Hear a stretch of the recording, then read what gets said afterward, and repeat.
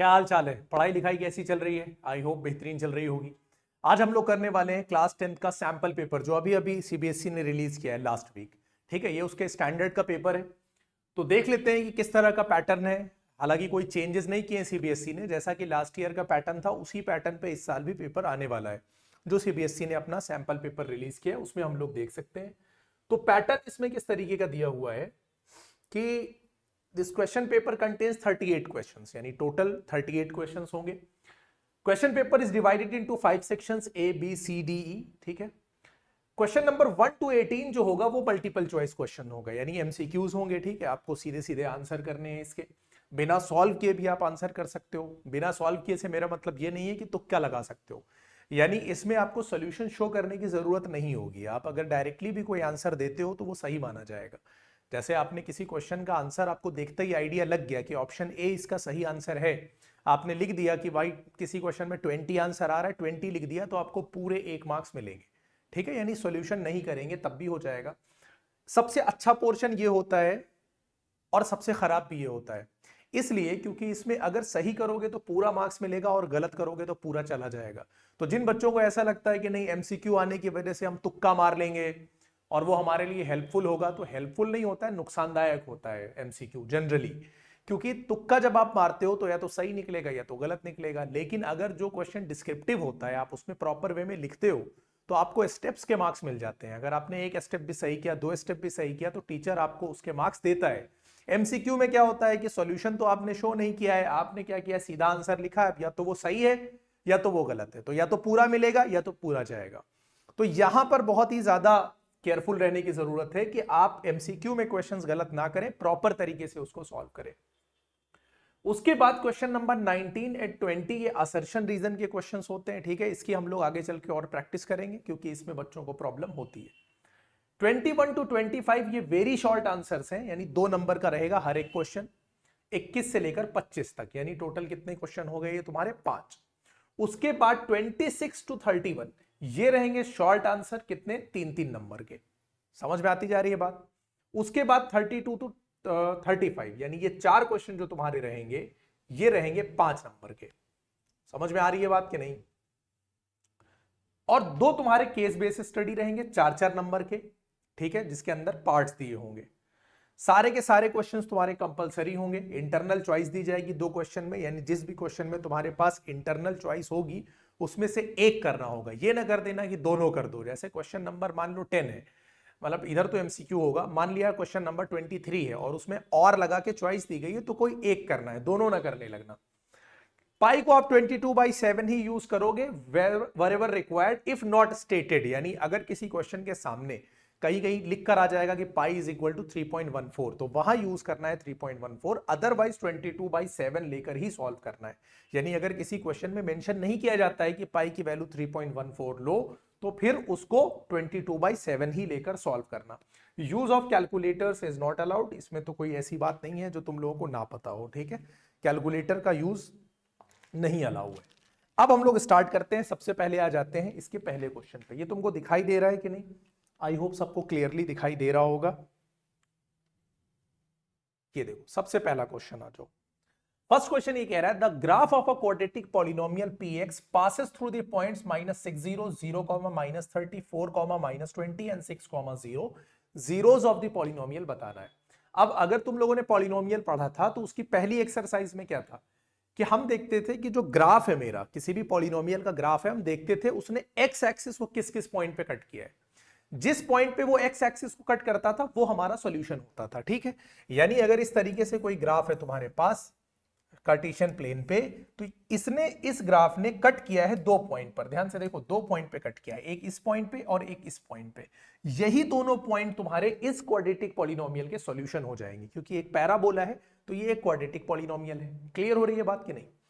यहां पर इन्होंने जो पॉइंट्स दे रखे हैं, अगर उन पॉइंट्स को आप प्लॉट करोगे, ठीक है, मैं सिर्फ समझाने के लिए बता रहा हूं, हालांकि आपको प्लॉट करना नहीं है पॉइंट्स, बिना प्लॉट करे मैं बता दूंगा कैसे आंसर लाना है, बस एक आइडिया तुम्हें दे रहा हूं। अगर आप इसको प्लॉट करोगे तो देखो -6,0 इधर कहीं आएगा, 6,0 इधर कहीं आएगा, 0, -30 नीचे कहीं आएगा, 4,20 यहां कहीं बीच में आएगा। यानी ये कुछ इस तरीके से ग्राफ बनता हुआ जाएगा। मतलब बिल्कुल एक्यूरेट तो नहीं है, ये कुछ ऐसे आएगा और नीचे से होता हुआ ऐसे जाना चाहिए, ठीक है, कुछ इस तरीके से। यहां कहीं 4 कॉमा -20 होगा, यहां 6 कॉमा 0 होगा, यहां -6 कॉमा 0 होगा, यहां कहीं -4 कॉमा 20 और यहां कहीं 0 कॉमा -30, ठीक है। बोलो बात समझ में आ गई कि नहीं? इस तरीके से होगा। तो तुम देखो कि इस ग्राफ ने कहां कहां कट किया, इस ग्राफ ने कहां ने एक्स एक्सिस को कहां कहां कट किया। एक्स एक्सिस को इसने कट किया है 2 पॉइंट पे, एक तो इस वाले पर और एक इस वाले पर। यही पर जिस पॉइंट्स पे कट किया है वही तुम्हारे सॉल्यूशन हो जाएंगे, एक्स वाली वैल्यूज, वाई वाली नहीं। तो -6 और 6 ये तुम्हारे आंसर हो जाएंगे।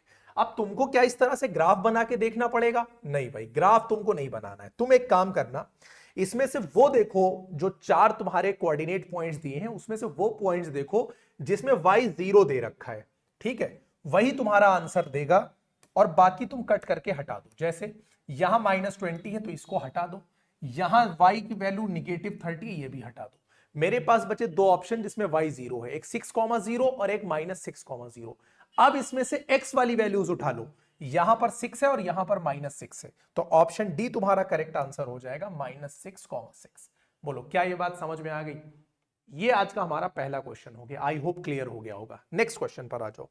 नेक्स्ट क्वेश्चन ये कह रहा है कि the value of k for which the system of quadratic equations, अब 2 इक्वेशन इन्होंने तुम्हें दिए हैं, 3x - ky = 7 और दूसरा इन्होंने दिया है 6x + 10y = 3। ये 2 इक्वेशन है और इन्होंने कहा है कि value of k for which the system of equation is inconsistent.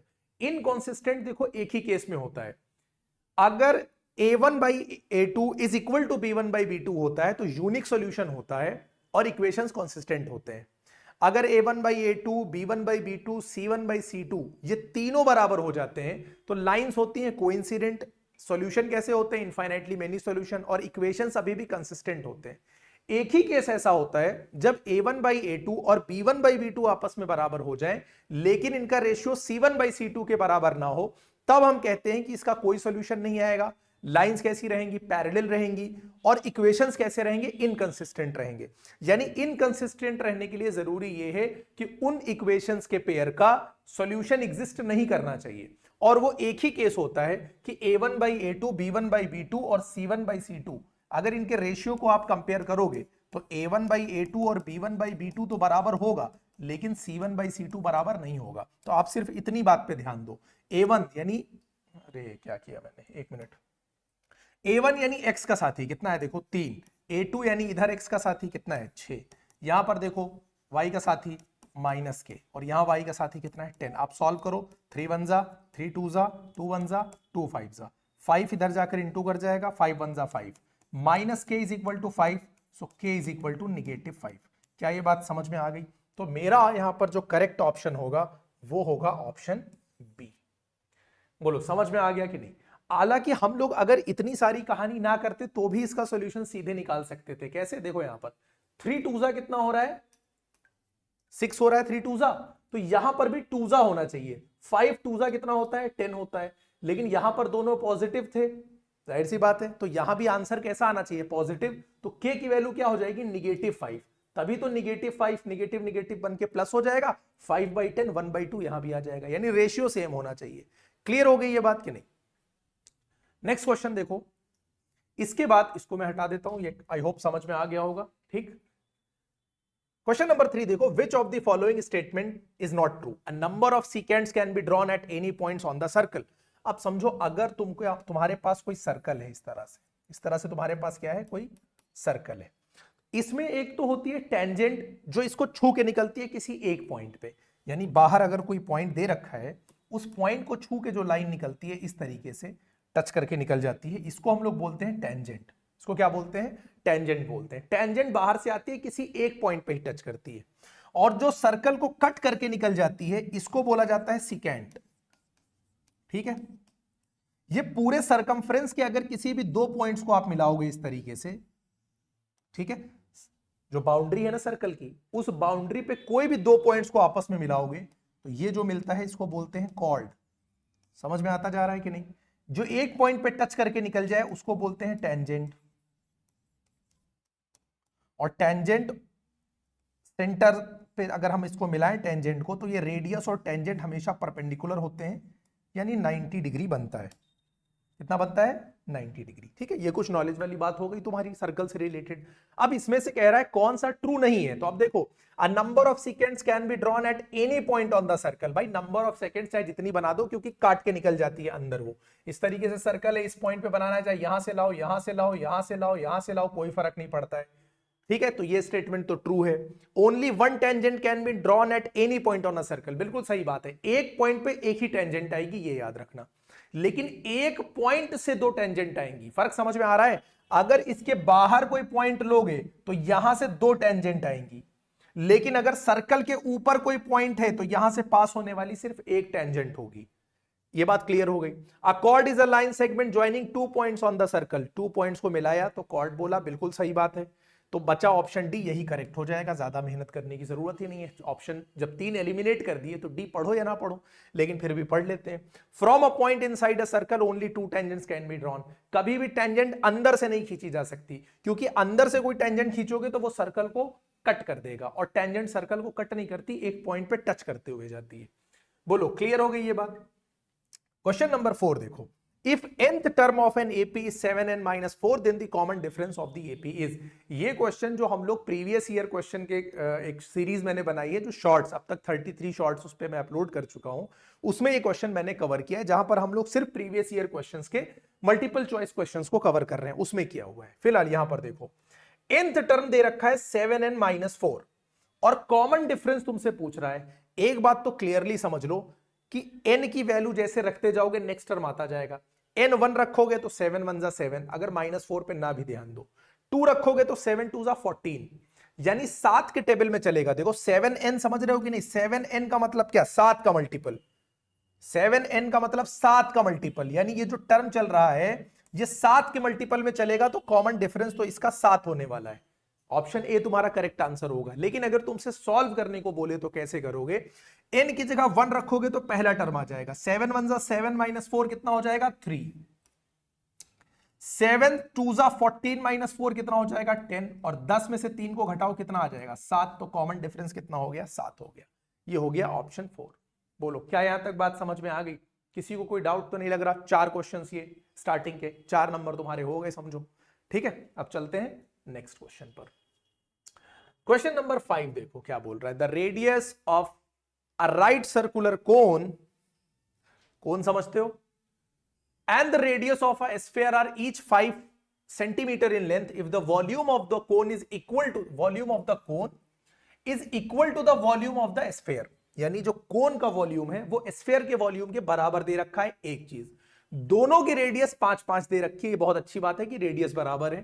Height बताना है। अगर तुम्हें फॉर्मूला याद होगा ना तो सरफेस एरिया वॉल्यूम के क्वेश्चंस बहुत अच्छे से लगेंगे। कोन का जो वॉल्यूम होता है वो होता है 1/3 पाई आर स्क्वायर एच। ये इक्वल है स्फेयर के वॉल्यूम के। स्फेयर का वॉल्यूम होता है 4/3 पाई आर क्यूब। मैंने दोनों जगह स्मॉल आर इसलिए ले लिया है क्योंकि आर की वैल्यूज बराबर दे रखी हैं, दोनों की रेडियाई क्या है? बराबर है। अगर अलग अलग होता तो मैं एक को आर एक को आर डैश लेता, या एक को R1 एक को R2 ले लेता, बदल दिया जाता है। पाई यहां भी है, पाई यहां भी है, कैंसिल करो। यहां पर 3 है अपॉन में, यहां भी अपॉन में 3 है, कैंसिल करो। यहां आर स्क्वायर है, यहां आर की पावर 3 है। इस आर स्क्वायर से आर की पावर 3 काटोगे तो सिर्फ आर बचेगा। भाई सीधी सी बात है कि यहां 5 स्क्वायर है, यानी 5 इंटू 5 है, और आर की वैल्यू क्योंकि 5 दे रखी है, मैंने अभी 5 रखा नहीं है, तो 5 इंटू 5 यहां है, और यहां 3 बार है। 5 इंटू 5 इंटू 5, तो 2 बार इधर था, 2 बार इधर कट गया, 1 बार बचा। तो यहां कुल मिला के रिलेशन आया कि h बराबर है 4r, और r की वैल्यू क्वेश्चन में दे रखी है 5, तो ये हो जाएगा 20 सेंटीमीटर। क्या ये बात समझ में आ गई? तो मेरा करेक्ट ऑप्शन होगा ऑप्शन बी, 20 सेंटीमीटर। बोलो समझ में आ गई बात की नहीं? नेक्स्ट आ जाते हैं। क्वेश्चन नंबर 6 ट्रिग्नोमेट्री का है। If tan theta is equal to 5/2 then 4 sin plus cos upon 4 sin minus cos. अब यहां पर समझो, देखो जो क्वेश्चन नंबर 6 है, क्या कह रहा है question number 6? tan theta is equal to 5/2 दे रखा है। अब एक तरीका तो ये है कि तुम इसको मानो कि भाई tan जो होता है वो परपेंडिकुलर और बेस का रेशियो होता है, यानी इसको P मानो, इसको B मानो, उसके बाद पाइथागोरस लगाओ और हाइपोटेन्यूज निकालो। ठीक है, एक तरीका ये है। तो अगर थोड़ा सा लेंदी हो जाएगा इस क्वेश्चन के लिए स्पेशली। फिर हाइपोटेन्यूज निकालो, फिर यहां पर साइन की वैल्यू रखो परपेंडिकुलर अपॉन हाइपोटेन्यूज से, कॉस की रखो बेस अपॉन से। इतना सब कुछ करने की तुमको जरूरत नहीं है। मैं बताता हूं, अगर डिग्री सबकी सेम हो, जरा चेक करो यहां पर, tan थीटा होता है 5/2, ठीक है, tan थीटा कितना होता है 5/2, मतलब दे रखा है, और tan होता है तुम्हारा साइन अपॉन कॉस, ये पढ़ रखा होगा तुम लोगों ने, ये हो गया 5/2। अगर यहां पर डिग्री सबकी सेम है, देखो यहां पर साइन की पावर 1 है, कॉस की पावर 1 है, यहां पर भी साइन की पावर 1 है, कॉस की पावर 1 है, अगर न्यूमरेटर और डिनोमिनेटर दोनों की डिग्री सेम है, यानी पावर्स सेम है, तो हम लोग ये वाला मेथड यूज करेंगे सीधे। Sine by cos is equal to 5/2 है, साइन की जगह 5 रख दो, कॉस की जगह 2 रख दो, बस तुम्हारा काम हो जाएगा। अब यहां पर आ जाओ, साइन की जगह जब आप 5 रखोगे तो 4 इंटू 5 हो जाएगा 20, और कॉस की जगह आप 2 रखोगे और यहां हो जाएगा, देखो सेम चीज है तो 20 माइनस 2 हो जाएगा, 20 प्लस 2 होता है 22, 20 माइनस 2 होता है 18, 2 से काटोगे ऊपर 11 नीचे 9, ऑप्शन ए तुम्हारा करेक्ट आंसर। क्लियर हो गई बात कि नहीं? अदरवाइज आप इसको कैसे लगाओगे, आप हाइपोटेन्यूज निकालोगे, उसके बाद अगर मैं उस तरह से तुमको बता दूं, अगर आपको हाइपोटेन्यूज निकालना है तो हाइपोटेन्यूज कैसे निकलता है, परपेंडिकुलर का स्क्वायर, हाइपोटेन्यूज होता है परपेंडिकुलर का स्क्वायर और बेस के स्क्वायर के सम के बराबर। तो हम इसको लेंगे 5 और इसको लेंगे 2, तो ये हो जाएगा 25 और ये हो जाएगा 4, ये हो जाएगा 29, तो h बराबर हो जाएगा √29। ये हो गई हाइपोटेन्यूज की वैल्यू। अब हम इसको जब सॉल्व करेंगे तो √29 देखो कैंसिल आउट हो जाएगा फाइनली, फाइनल आंसर में। ठीक है, कर देता हूं मैं, अगर ऐसे ना समझ में आए, हालांकि यही रखना, जब एमसीक्यू की बात करेगा ऐसे ही सॉल्व करना इसको। तो 1 मिनट, हाँ देखो 4 साइन की वैल्यू हो जाएगी परपेंडिकुलर अपॉन हाइपोटेन्यूज, तो 5/√29, और कॉस की हो जाएगी बेस अपॉन हाइपोटेन्यूज, यानी 2/√29 अपॉन, यहां भी सेम चीज हो जाएगी, ये देखो 20 प्लस 2 और अपॉन √29, क्यों 4 5 हो गया 20, √29 यहां भी है, √29 यहां भी है, डिनोमिनेटर सेम है, एक बार लिखो, सेम चीज यहां भी आएगी, और √29 क्योंकि डिनोमिनेटर सेम है, अब ये कट जाएगा। अब देखो तुम वापस यहीं पे पहुंच गए, 20 प्लस 2 22, 20 माइनस 2 18, कट किया 11/9। बोलो समझ में आ गया कि नहीं? हटाओ इसको, ठीक। अब ये हो गया दोनों तरीके से। अब इसके बाद इस वाले क्वेश्चन पर आ जाओ, क्वेश्चन नंबर 7। देखो 7 क्या कह रहा है, 7 में ये बोल रहे हैं भाई कि tangent has been drawn at point P on the circle centred at O. अभी हम लोगों ने क्या पीछे पढ़ा है, अभी मैंने लास्ट क्वेश्चन में यहां पे तुमको बताया था कि जहां पर टेंजेंट और रेडियस मिलती हैं उसको पॉइंट ऑफ कांटेक्ट बोलते हैं। उस पॉइंट ऑफ कांटेक्ट पे जो एंगल बनता है वो हमेशा 90 डिग्री का होता है। अब देखो O अगर सेंटर है तो OP रेडियस होगी, OP क्या होगी, रेडियस होगी, तो ये एंगल तो 90 का बनेगा, ये बात कंफर्म है। ये एंगल कितने का बनेगा बोलो, 90 डिग्री का बनेगा। और ये जो पूरा एंगल दे रखा है देखो TPQ, ये पूरा एंगल दे रखा था तुम्हें कितना, 110 का, ये पूरा एंगल कितना दे रखा है 110 का। अगर ये 90 है और ये पूरा 110 है, तो ये जो छोटा वाला एंगल यहां दिखाई दे रहा है, ये देखो तुम, ये जो छोटा सा एंगल ये वाला, इस एंगल की वैल्यू 110 में से 90 घटाओ 20 डिग्री आएगी कि नहीं आएगी? बोलो क्या यहां तक बात समझने में कोई दिक्कत है तुमको? अब इस ट्राइंगल में घुस जाओ जरा, इस ट्राइंगल को मैं नीचे बना देता हूं तुम्हारे लिए। देखो ये ट्राइंगल कुछ इस तरीके से बन गया अंदर, जहां पर ये O है, ये Q है, ये P है, ये दोनों रेडियाई ऑफ द सर्कल है तो आपस में बराबर होंगी। इस एंगल को अभी अभी मैंने फाइंड किया है कि कितना आया है 20। अगर ये 20 है तो ये भी कितना होगा 20। क्यों 20 होगा? क्योंकि किसी भी ट्राइंगल में अगर दो साइड्स बराबर हैं तो उनके आमने सामने के एंगल्स भी बराबर होते हैं। ये दोनों रेडियाई बराबर हैं तो इसके सामने भी 20, इसके सामने भी 20। ट्राइंगल के तीनों एंगल का जो सम होता है वो कितना होता है 180 डिग्री। उसमें से ये 40 निकालो तो ये वाला एंगल आ जाएगा कि नहीं? तो ये एंगल कितना आ गया 180 में से आप जब 40 निकालोगे तो 140 डिग्री आएगा कि नहीं आएगा? जैसे ही 140 डिग्री आया तुमने तुरंत बताया कि भाई ऑप्शन सी मेरा करेक्ट आंसर है। बोलो समझ में आ रहा है कि नहीं? ये हो गए हमारे 7 क्वेश्चन। समझ में आता जा रहा है? ठीक है, बहुत आसान है, कोई ऐसा मुश्किल नहीं है। और इसी तरह का पेपर याद रखो एग्जाम में भी आता है। कोई ऐसा हवा बनाने की जरूरत नहीं है कि एग्जाम में बहुत ज्यादा डिफिकल्ट आने वाला है। आसान पेपर ही आएगा। आसान इन द सेंस कि आप आसानी से कर सकते हो। ये स्टैंडर्ड का पेपर है जो अभी हम लोग कर रहे हैं। A quadratic polynomial having zeros minus √5/2 और √5/2 is। अब समझो, अगर क्वाड्रेटिक पॉलिनोमियल के जीरोस दे रखे हैं और तुमसे कहे क्वाड्रेटिक पॉलिनोमियल को फ्रेम करो, तो उसके लिए हम लोग एक फॉर्मूला यूज करते हैं, तुम लोगों ने पढ़ रखा होगा क्या, x² minus sum of zeros x और प्लस प्रोडक्ट ऑफ जीरोस। बोलो, ये होता है क्वाड्रेटिक इक्वेशन। अच्छा, इस पूरे पे अगर इस तरह से बंद कर दें और यहां पर आगे एक कांस्टेंट वैल्यू लगा दें k, इससे क्या होगा कि ये जो इक्वेशन बनेगा एक जनरल, किसी भी इक्वेशन में आप मल्टीप्लाई करते जाओगे तो वही इक्वेशन एक तरह से बनता जाएगा जिसके जीरोस यही होंगे, ये समझ लो इस तरीके से, ठीक है। तो इस फॉर्मूले के हिसाब से लगता है। अब जरा तुम अपने क्वेश्चन पे नजर डालो, सम ऑफ जीरोस मुझे रखना है और अगर इन दोनों को जोड़ूंगा तो दोनों सेम चीजें तो हैं, एक माइनस में है एक प्लस में है। अब अगर सेम चीजें हैं, एक माइनस है एक प्लस है, तो ऐड करने पे तो जीरो आ जाएगा। यानी अगर यहां पर मैं सम निकालने की कोशिश करूंगा कि भाई इसका मैं सम निकाल लूं, तो इन दोनों जीरोस का जो सम आएगा वो तो जीरो हो जाएगा। क्या ये बात समझ में आ रही है कि नहीं? क्योंकि जब जोड़ोगे इन दोनों को तो √5/2 में से √5/2 जाएगा, कितना आ जाएगा, सम जीरो आ जाएगा। जैसे ही सम जीरो आया तो यहां पर अगर देखो सम ऑफ जीरोस की जगह मैं जीरो पुट करूंगा तो ये x से इंटू करके x वाले टर्म को तो खत्म कर देगा। क्या ये बात समझ में आई कि नहीं? इससे एक बात क्लियर हो गई कि मेरे आंसर में x वाला टर्म नहीं रहेगा, और उससे ये हेल्प मिली कि मैंने दो ऑप्शन को एलिमिनेट कर दिया, ऑप्शन ए और डी मेरा एलिमिनेट हो गया। बोलो समझ में आई बात कि नहीं? अब बचे दो ऑप्शन।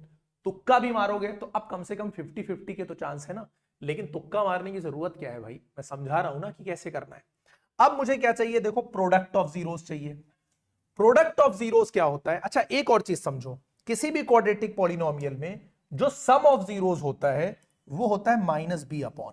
क्या होता है? -b/a। और जो प्रोडक्ट ऑफ जीरोस होता है वो होता है c/a। अब ये a b c कहां से निकालते हैं वो भी मैं बता दे रहा हूं। ax² plus bx plus c, ये होती है जनरल फॉर्म किसी भी क्वाड्रेटिक इक्वेशन की।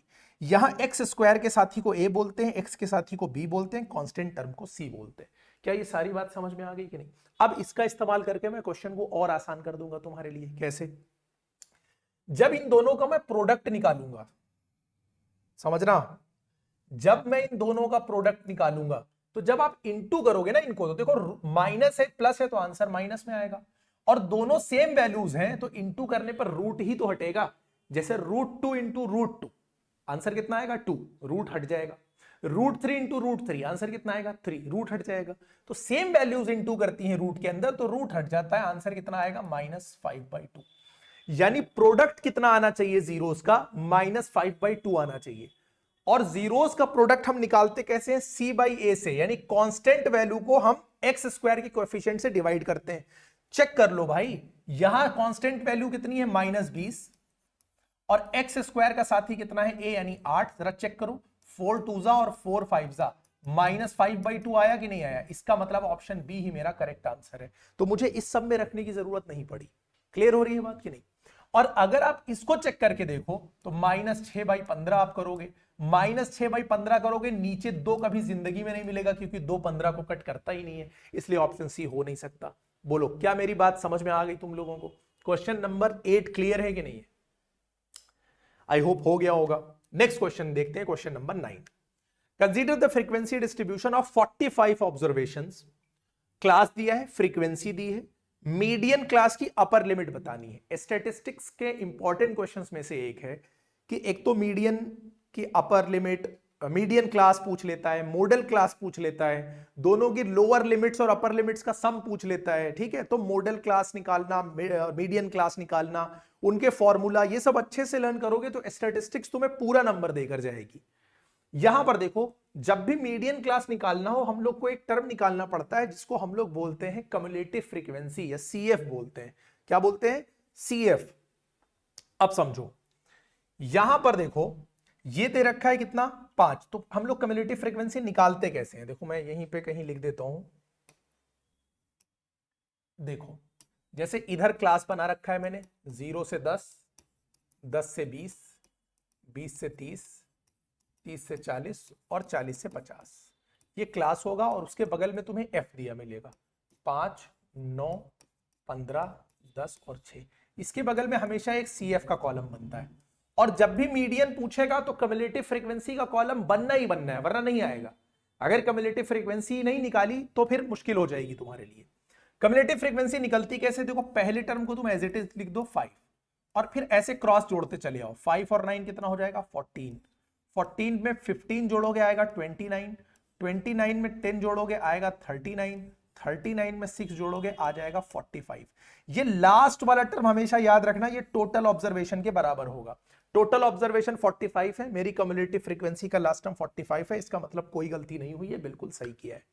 अब मीडियन क्लास कैसे निकालते हैं, देखो ये जो सम होता है ना, सम ऑफ ऑल ऑब्जर्वेशन यानी n, total number of observation, इसका पहले आधा करते हैं। मीडियन क्या बताता है, पहले मैं मीडियन भी बता देता हूं तुमको। मीडियन बताता है किसी भी ऑब्जर्वेशन अगर ढेर सारे दिए हुए हैं तो वो मिड वैल्यू जो सीरीज को बिल्कुल इक्वली डिवाइड कर दे। जैसे मान लिया 9 लोग बैठे हुए हैं कहीं पर, 9 लोग अगर बैठे हुए हैं तो जो 5वां पर्सन होगा यानी 5th पर्सन, वो उन डेटा का यानी उन 9 लोगों का मीडियन होगा। कैसे, 9 लोगों में से मेरे 4 इधर 4 इधर और बीच में यहां मैं आ गया तो टोटल 9 लोग हो गए, तो मैं उस सीरीज का क्या हो गया, मीडियन हो गया। अगर मैं कहीं 5th पोजीशन पे बैठा हूं, जरूरी क्या है कि डेटा अरेंज होना चाहिए या तो असेंडिंग में या तो डिसेंडिंग में, अगर जनरल डेटा दिया है, अदरवाइज इस तरीके से क्लास इंटरवल दिया होता है। समझ में आ रही है बात कि नहीं। तो मिडिल टर्म निकालने के लिए देखो मुझे क्या करना पड़ेगा, यहां से जो n आया होगा उसका आधा करेंगे यानी n/2 करेंगे। n/2 देखो 45/2, 45/2 का मतलब होता है 22.5, और फिर इसमें से चेक करेंगे कि 22.5 कौन सी क्लास में आ रहा होगा। तो देखो 5 टर्म यहां आएंगे, फिर 5 से लेके 14 टर्म दूसरे वाले क्लास में आएंगे, और 14 के आगे यानी 15 से लेके 29 तक के टर्म तीसरे क्लास में आएंगे। तो जिस क्लास में ये लाई करेगी वैल्यू 22.5, वो मेरा मीडियन क्लास होगा। तो 22.5 लाई कर रहा है इस वाली क्लास में 14 के बाद यानी तीसरी क्लास में, तो ये हो गया मेरा क्या, मीडियन क्लास। तो मीडियन क्लास में देखो आप 20, यहां देखो ये हो गई मेरी क्या, मीडियन क्लास। अब किसी भी क्लास में ये जो वैल्यू होती है ये होती है लोअर लिमिट, और ये जो होती है ये होती है अपर लिमिट। बात समझ में आ रही कि नहीं। तो यहां पर मुझसे क्या पूछा था, upper limit of median class, तो 20 और 30 में 30 मेरी क्या है, अपर लिमिट है। तो मेरा करेक्ट ऑप्शन सी हो जाएगा। ये हो गया मेरा क्वेश्चन नंबर 9। क्लियर है, आगे चले। अब आ जाओ देखो क्वेश्चन नंबर 10 पर। कैसे करना है क्वेश्चन नंबर 10 समझो। देखो दो कॉर्ड दे रखी हैं, O is point of intersection of two chords AB of a circle, BOC 80 दे रखा है, OA is equal to OD दे रखा है, और ODA और OBC यानी ODA और OBC के बारे में पूछा है कि ये इक्विलेटरल और सिमिलर है, आइसोसेलेस और सिमिलर है, आइसोसेलेस नॉट सिमिलर, ये सब कहानी पूछा है। आप देखो क्या क्या कर सकते हो। देखो ये वाला एंगल इन्होंने दे रखा है मुझे कि 80 डिग्री, अगर ये 80 है तो ये वाला भी कितना होगा, 80 होगा। क्यों 80 होगा, क्योंकि वर्टिकली अपोजिट एंगल्स है, और वर्टिकली अपोजिट एंगल्स आपस में बराबर होते हैं। जब भी दो लाइन इंटरसेक्ट करेंगी तो वर्टिकली अपोजिट एंगल का पेयर बनता है जो कि आपस में बराबर होता है। ठीक है, अच्छा अब उसके बाद ये दोनों साइड बराबर दे रखी है। अब जरा इस ट्राइंगल में देखो, ओडीए में ध्यान से देखो, जब भी किसी ट्राइंगल में दो साइड्स बराबर होती हैं तो उनके आमने सामने के एंगल्स भी आपस में बराबर होते हैं। यानी ये जो दो एंगल्स बन रहे हैं ना आमने सामने के, ये और ये आपस में होने चाहिए बराबर। अच्छा, तीनों एंगल का जो सम होगा किसी भी ट्राइंगल में वो कितना होता है, 180 डिग्री। तीनों एंगल का सम कितना होता है, 180 डिग्री होता है। तो अगर तीनों एंगल का सम 180 डिग्री होता है, उसमें से एक एंगल हो गया 80, तो बचे दोनों एंगल का सम कितना होना चाहिए, 100 होना चाहिए। भाई 180 में से 80 निकालो, कितना होना चाहिए, 100 होना चाहिए। यानी इन दोनों एंगल्स का सम कितना होना चाहिए, 100 होना चाहिए। ये बात पता चल गई। और जब चूंकि ये दोनों साइड्स बराबर हैं तो आमने सामने के एंगल्स भी बराबर होंगे, यानी आधे आधे हो जाएंगे। तो 100 का आधा कर दो तो 50-50 हो जाएंगे। क्या ये मेरी बात समझ में आ गई कि नहीं। तो ये भी 50 हो जाएगा और ये भी 50 हो जाएगा, यानी मैंने सारे एंगल्स निकाल लिए। अब आ जाओ इस वाले ट्राइंगल में, ये तो 80 दे रखा है, ये 50 है तो ये भी 50 होगा। अब तुम कहोगे ये 50 क्यों होगा, और ये 50 है तो ये भी 50 होगा। क्यों होगा वो समझ लेते हैं। क्लास 9th में तुम लोगों ने ये बात पढ़ी थी जो अब भूल गए होगे, ऐसा उम्मीद करता हूं मैं। नहीं भूले हो तो बहुत अच्छी बात है। ये कोई सर्कल दे रखा है, अगर सेम आर्क से कोई तुम एंगल्स बनाते हो ना इस तरीके से, जो सेम आर्क से निकले हो, ये सब एंगल्स आपस में क्या होते हैं, बराबर होते हैं। मान लिए ये आर्क ए बी है, इनसे जितने भी एंगल निकालोगे ना, ये सारे के सारे एंगल्स आपस में होंगे बराबर। और इनको याद है हम लोग क्या बोलते थे, इनको हम लोग बोलते थे कि भाई ये एंगल्स इन सेम सेगमेंट है, angles in same segment by same arc लिख दो। एक ही आर्क एक सेगमेंट में, सेगमेंट समझते हो, यानी सर्कल अगर दो टुकड़े में बांट दे, जैसे अगर एबी को मिला दे हम इस तरह से कॉर्ड को, तो दो टुकड़े बन गए, एक नीचे छोटा वाला माइनर सेगमेंट और ऊपर बड़ा वाला मेजर सेगमेंट। तो एक ही सेगमेंट में या तो उधर एबी के सब या तो इधर एबी के सब। तो एबी जितने भी एंगल इस सेगमेंट में बनाएगा और जितने भी इस सेगमेंट में बनाएगा, ठीक है, तो इधर वाले सब आपस में बराबर होंगे और नीचे यानी माइनर सेगमेंट वाले आपस में बराबर होंगे। क्लियर हो गई बात। तो ये देखो एसी से ही निकला है, एडीसी कहां से निकला है, एसी से, एबीसी भी कहां से निकला है, एसी से। तो एंगल इन सेम सेगमेंट के हिसाब से ये 50 तो ये भी 50। इसी तरह से डीबी से निकला है एंगल डीएबी, देखो डीएबी कहां से निकला है, डीबी से, और डीसीबी भी कहां से निकला है, डीबी से। तो ये दोनों भी 50-50 यानी बराबर होंगे। पता ये चला कि भाई करेस्पॉन्डिंग एंगल ये 50, ये 50, ये 50, ये 50, ये 80, 80, तीनों एंगल बराबर है। सिमिलैरिटी पढ़ रखा है ना, किसी भी ट्राइंगल के तीनों एंगल्स बराबर हो गए तो सिमिलर तो उसको होना ही होना है, ठीक है। तो नॉट सिमिलर वाले तो दोनों ऑप्शन करो एलिमिनेट, सिमिलर तो उसको होना ही होना है, ठीक है। अब जब दो एंगल बराबर होंगे भाई, तो दोनों साइड अपने आप बराबर हो जाएंगी आमने सामने की, तो आइसोसेलेस भी हो जाएगा। तो ऑप्शन बी तुम्हारा करेक्ट आंसर हो जाएगा, आइसोसेलेस एंड सिमिलर। ये हो गया क्वेश्चन नंबर 10। बोलो समझ में आता जा रहा है कि नहीं। चलो अब चलते हैं आगे, क्वेश्चन नंबर 11 पे चलते हैं। The roots of the quadratic equation x square plus x minus 1 is equal to 0। और इसमें पूछ रहा है, यानी इनका नेचर ऑफ द रूट्स पूछ रहा है। ये क्वेश्चन भी मैंने अपनी जो प्रीवियस ईयर क्वेश्चन के शॉर्ट्स वाली सीरीज बना रहा हूं उसमें इस तरह का क्वेश्चन मैं करा चुका हूं। अब तुम समझो, कोई भी क्वाड्रेटिक इक्वेशन इस तरह से होता है, A X square plus B plus C is equal to 0। A 0 के बराबर नहीं होना चाहिए, ये पता है। इसमें एक टर्म होता है डिस्क्रिमिनेंट, जो जिसका फॉर्मूला होता है बी स्क्वायर माइनस 4ac। यही डिसाइड करता है नेचर ऑफ द रूट्स, कि रूट्स रियल होंगे कि इक्वल होंगे, क्या मतलब रियल होंगे, इक्वल होंगे कि नहीं, डिस्टिंक्ट होंगे कि नहीं, रियल नहीं होंगे, ये सब ये डिसाइड करता है। कैसे, अगर डी की वैल्यू 0 से बड़ी हुई तो रूट्स रियल होंगे और डिस्टिंक्ट होंगे, यानी दोनों वैल्यूज अलग अलग आएंगी। अगर डी 0 के बराबर हुआ तो रूट्स रियल होंगे और इक्वल भी होंगे, ठीक है। और अगर डी 0 से छोटा आया तो रूट्स जो तुम्हारे होंगे ये हो जाएंगे not real, roots are not real. क्या ये बात समझ में आ गई। तो मुझे इस तरह के क्वेश्चन में क्या निकालना चाहिए, पहले डी निकालना चाहिए। तो देखो x square plus x minus 1, यहां ए की वैल्यू देखो एक्स स्क्वायर का साथी 1, बी की वैल्यू एक्स का साथी 1, कांस्टेंट टर्म कितना हो गया -1। डी जब मैं निकालूंगा तो बी स्क्वायर माइनस 4ac होगा। बी की वैल्यू देखो कितनी दे रखी है 1, तो 1 का स्क्वायर -4 इंटू ए की वैल्यू 1, सी की वैल्यू -1। 1 का स्क्वायर 1 हो जाएगा, माइनस इंटू माइनस करोगे आंसर प्लस आएगा, और 4 1 4 होता है, ये हो गया 5। क्या ये बात समझ में आ गई। डी डिस्क्रिमिनेंट की कितनी वैल्यू आ गई, 5 आ गई। इससे एक बात समझ में आ गई कि डी जो है मेरा वो 0 से बड़ा आ गया, और डी जैसे ही 0 से बड़ा आया मैं ये तुरंत कह सकता हूं कि इसके जो रूट्स होंगे वो रियल होंगे और डिस्टिंक्ट होंगे, रियल होंगे और डिस्टिंक्ट होंगे। अब यहां पर देखो, यहां पर कह रहा है रियल एंड इक्वल, तो ये बात तो कट गई, नॉट रियल ये बात भी कट गई, डिस्टिंक्ट है दोनों में, बहुत अच्छी बात है, लेकिन एक में इरेशनल और एक में रेशनल दे दिया। यहां पर थोड़ा सा गेम खेला, क्वेश्चन को अच्छा फ्रेम किया। जल्दबाजी में लोग रेशनल और डिस्टिंक्ट लगा के आगे बढ़ जाएंगे। बात को समझो, मैंने क्या बोला है कि रियल एंड डिस्टिंक्ट, और इरेशनल भी एक रियल नंबर होता है और रेशनल भी एक रियल नंबर होता है। अब फंसे यहां पर, तो अब क्या करेंगे भाई, चेक करना पड़ेगा कि इसके रूट्स रेशनल होंगे कि इरेशनल होंगे। अब समझो, क्वाड्रेटिक इक्वेशन का एक फॉर्मूला होता है जिसको हम लोग क्वाड्रेटिक फॉर्मूला भी बोलते हैं, श्रीधर फॉर्मूला भी बोलते हैं, और वो फॉर्मूला कहता है कि x इज इक्वल टू, एक मिनट, वो फॉर्मूला ये कहता है भाई कि x is equal to minus b plus minus root d upon 2a, यानी डिस्क्रिमिनेंट के ऊपर रूट लगा के minus b plus minus discriminant पे रूट अपॉन 2a, इससे सॉल्व करके हम लोग जीरोस फाइंड करते हैं। डी की वैल्यू कितनी आई है 5, 5 को अगर रूट में डालूंगा तो आंसर में मुझे √5 जरूर दिखाई देगा। बोलो बात समझ में आ रही है कि नहीं? अगर मैं d की जगह √5 मतलब d की वैल्यू मेरी 5 आई है, वो वैल्यू अगर मैं पुट करूंगा तो √5 दिखाई देगा।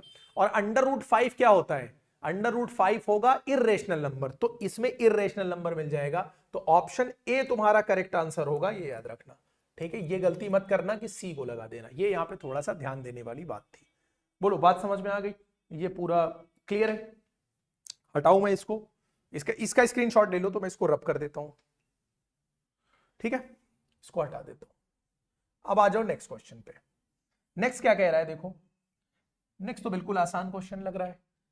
थीटा बराबर 30 दे रखा है, 3 tan थीटा बताना है भाई। 3 tan 30 हो गया, और tan 30 की वैल्यू होती है 1/√3, 3/√3। ऑप्शन सी तुम्हारा करेक्ट आंसर हो गया। ठीक है, इस तरह से कुछ क्वेश्चन मिल जाया करेंगे तुम्हें, तो तुरंत तुरंत तुम उड़ा दोगे इसको। अब आ जाओ क्वेश्चन नंबर 3 पर। फिर से ये सरफेस एरिया वॉल्यूम का क्वेश्चन है। The volume of a solid hemisphere. Sphere और हेमीस्फीयर में बहुत ज्यादा कंफ्यूजन होता है, पढ़ने में ध्यान देना कि हेमीस्फीयर की बात कर रहा है कि स्फीयर की कर रहा है। थोड़ा सा चूके और गलत क्वेश्चन लगा दोगे, मतलब गलत फॉर्मूला यूज कर लोगे, क्वेश्चन गलत हो जाएगा। वॉल्यूम जो होता है हेमीस्फीयर का, वो होता है 2/3 पाई आर क्यूब। क्या होता है? 2/3 पाई आर क्यूब, ये वॉल्यूम होता है, जो कि क्वेश्चन में 396/7 दे रखा है। और उसके बाद टोटल सरफेस एरिया पूछा है। Total surface area solid hemisphere का होता है 3πr²। ये क्या होता है? Total surface area. हम लोग बात कर रहे हैं किसकी? हेमीस्फीयर की। तो पहले वॉल्यूम देखो कितना दे रखा है, 2/3, पाई की वैल्यू 22/7, आर क्यूब, क्योंकि मुझे रेडियस पता नहीं है तो पहले हम लोग यही निकालेंगे ना, और ये हो गया 3976/7। मुझे निकालना है आर क्यूब। देखो अब क्या करना है, इस 7 से इसको उड़ाओ, बहुत अच्छी बात है। ये देखो 22 है तो कहीं ना कहीं 11 से कटेगा, 11 2 काटो, और 11 3 और 11 6 ये उड़ जाएगा। ठीक है, अब ये 2 2 4 और 4 9 सीधे उड़ाओ, 36। यहां नीचे बचा 3, आर क्यूब बराबर 3 जाके इंटू करेगा, 9 3 होता है 27, आर बराबर 3 आ जाएगा। देखो ये तो सबको पता है कि 27 का क्यूब रूट कितना होता है? 3 होता है। रेडियस मेरी निकल कर आ गई कितनी? 3। मुझसे इन्होंने पूछा था total surface area. Total surface area का फॉर्मूला होता है 3πr², 3 22/7, आर स्क्वायर का मतलब 3 का स्क्वायर। ठीक है, अब देखो यहां पर 3 का स्क्वायर होता है 9, 9 इंटू 3 करोगे 27, 27 इंटू 22/7, ये मेरा आंसर होगा।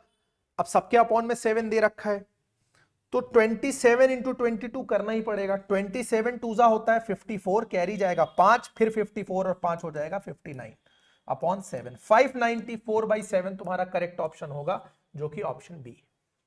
बोलो समझ में आया कि नहीं? दूसरा, आंख बहुत अच्छे से अपनी इस्तेमाल करना। इन्होंने यहां 549/7 दिया है, सावधानी हटी, दुर्घटना घटी। ठीक, बहुत क्लोज ऑप्शन है ये भी। देखो 604/7, अगर तुमने मल्टीप्लीकेशन में गलती कर दिया तो गड़बड़ हो जाएगा। क्या क्वेश्चन नंबर 13 क्लियर है? आते हैं इसके बाद क्वेश्चन नंबर 14 पर। इसको मैं रब कर देता हूं। ठीक, चलो अब देखो क्वेश्चन नंबर 14 पर आ जाओ। In a bag containing 24 balls, 4 are blue. देखो 24 बॉल्स हैं टोटल, जिसमें से 4 हैं ब्लू बॉल, 11 हैं green balls, rest are white. जो बची वो व्हाइट है। तो भाई 24 में से 4 और 11 15 निकालो तो 9 बची। 9 बॉल्स क्या हो गई? व्हाइट हो गई। 11 9 20 4 24, बिल्कुल सही बात है। 1 ball is drawn at random, the probability that drawn ball is white in colour. Total ball है, देखो देखो व्हाइट बॉल की प्रोबेबिलिटी निकालनी है। टोटल बॉल है 24, जिसमें से व्हाइट कितनी है? 9, हमें पता है। 3 3 9 होता है, 3 8 24 होता है। 3/8 जहां दिखे उसको लगाओ ऑप्शन और काम हो गया। ये ऑप्शन भी तुम्हारा करेक्ट हो गया। क्लियर हो रही है बात कि नहीं? क्या क्वेश्चन नंबर 14 में कोई दिक्कत लग रही है? नहीं होनी चाहिए, आई होप। इसको नोट करो, मैं इसको हटा दूं उसके बाद। हो गया ये? चलो इसके बाद आ जाओ next. The point on the x axis nearest to the point -4, -5। अगर मैं इसको ग्राफ पे इस तरह से समझूं तो देखो, अगर मैं इसको ग्राफ पे इस तरह से समझने की कोशिश करूं भाई, कि -4, 5 अगर जाऊं तो थर्ड क्वाड्रेंट में जाएगा, क्योंकि -4, -5 है। तो इधर मैं कितना जाऊंगा? इधर मैं जाऊंगा -4 और इधर आऊंगा -5। ठीक है, तो यहां पर पहुंच जाऊंगा मैं -4, 5। इसकी दूरी पूछा है कहां से? देखो एक्स एक्सिस से। समझो यहां कहीं पॉइंट दे रखा होगा ये, ठीक है, तो एक दूरी तो ये है, ये वाई एक्सिस होता है, तुमको पता है, ये एक्स एक्सिस है तुम्हारा, और ये वाई वाई डैश यानी ये वाई एक्सिस है। इसकी दूरी यहां से पूछा है एक्स एक्सिस से, और नियरेस्ट पूछा है। कैसे जाएंगे, यहां हम कितना चल के आए होंगे, 1 2 3 4, यहां -4 चल के आए होंगे, तो इस पॉइंट के कोऑर्डिनेट होंगे -4, 0। नीचे जरा ध्यान से आओ, यहां पर x 0 होगा और ये होगा 0, -5। क्या ये बात समझ में आ रही है कि नहीं? ठीक है, और ये पॉइंट होगा -4, -5। मुझे पूछा था x, इस पॉइंट की x एक्सिस से दूरी, यानी इससे मतलब नहीं है, ये वाली दूरी लेनी है, ये वाली। तो ये वाली दूरी देखो कौन से पॉइंट से नियरेस्ट होगा, नहीं दूरी नहीं, पॉइंट से नियरेस्ट होगा, नियरेस्ट टू द पॉइंट। इस पॉइंट के नियरेस्ट एक्स एक्सिस पे, तो देखो यहां पर कई पॉइंट हो सकते हैं, ये हो सकता है, ये हो सकता है, ये हो सकता है, ये हो सकता है, ये हो सकता है, बहुत सारे पॉइंट हो सकते हैं। लेकिन 90 पे कौन होगा, ये वाला पॉइंट 90 पे होगा, 90 डिग्री पे होगा। किस पे होगा, 90 डिग्री पे, बिल्कुल सीधे। और किसी भी पॉइंट की अगर तुम कहीं से डिस्टेंस देख रहे हो, तो जो 90 डिग्री बना रही होगी ना, वो डिस्टेंस हमेशा शॉर्टेस्ट होगी, ये याद रखना। ठीक है, यानी ऐसे समझ लो कि अगर मैं कोई एक लाइन बना देता हूं तुम्हारे लिए यहां पर, ये, और यहां पर कोई पॉइंट है, तो इसकी यहां से ऐसे कई डिस्टेंस तुम ऐसे निकालोगे ये सब, तो इसमें से कौन सी दूरी सबसे कम होगी, वो दूरी सबसे कम होगी जो यहां पर कितना बना रही होगी, 90 बना रही होगी, 90 degree. Perpendicular distance is the shortest. यहां से जो 90 बना रही होगी वो दूरी सबसे कम होगी इसके, इस पॉइंट और इस लाइन के बीच की। एक ही पॉइंट है, -4, 0, यही आंसर हो जाएगा, बाकी तुम्हारा आंसर होगा नहीं। बोलो समझ में आ गई बात कि नहीं? ऑप्शन बी, 20 का भी, 20 का भी, 20 का भी। ठीक है, तो ऐसा मतलब तुक्का मत ट्राई करने लगना एग्जाम में कि लगातार 3 क्वेश्चन के बी थे तो 3 के बी, फिर 3 के ऑप्शन सी, फिर 3 का ए। चलो करते हैं next question. Which of the following gives the most middle most observation. अब मिडिल मोस्ट यार समझते हो, अभी मैंने बताया था कि मीडियन क्या करता है, मीडियन मिडिल मोस्ट ऑब्जर्वेशन होता है। किसी भी सीरीज में बीचों बीच में बैठा होता है मीडियन, सीरीज को इक्वली डिवाइड करता है, आधे इधर जाओ आधे इधर आओ, बाकी मेरे पीछे आओ। तो यहां पर ऑप्शन क्या हो जाएगा, मीडियन। ऑप्शन ए तुम्हारा करेक्ट आंसर हो जाएगा। नेक्स्ट देखो, a point on the x axis divides the line segment. ध्यान से समझना, a point on the x axis, जैसे ही मैंने देखा कि पॉइंट एक्स एक्सिस पे है, मैंने तुरंत कहा कि इसका मतलब इसके कोऑर्डिनेट x, 0 होने चाहिए, क्योंकि पॉइंट x एक्सिस पे है। तो जैसे ही मैंने देखा पॉइंट x एक्सिस पे है तो y 0 होना चाहिए। मैंने कहा इस ऑप्शन में तो y 0 है नहीं, तो ये मेरा आंसर हो नहीं सकता। क्वेश्चन डी में देखो, ऑप्शन डी में y की वैल्यू 3 है, ये भी मेरा आंसर हो नहीं सकता। बचे मेरे पास 2 ऑप्शन, इनमें से मैं अक्कड़ बक्कड़ कर लूंगा, 2 में से एक तो सही हो ही जाएगा। अक्कड़ बक्कड़ नहीं करना है, सॉल्व करना है। अब मुझे क्या करना है, देखो y की वैल्यू नहीं निकालनी है, मुझे सिर्फ x की वैल्यू निकालनी है।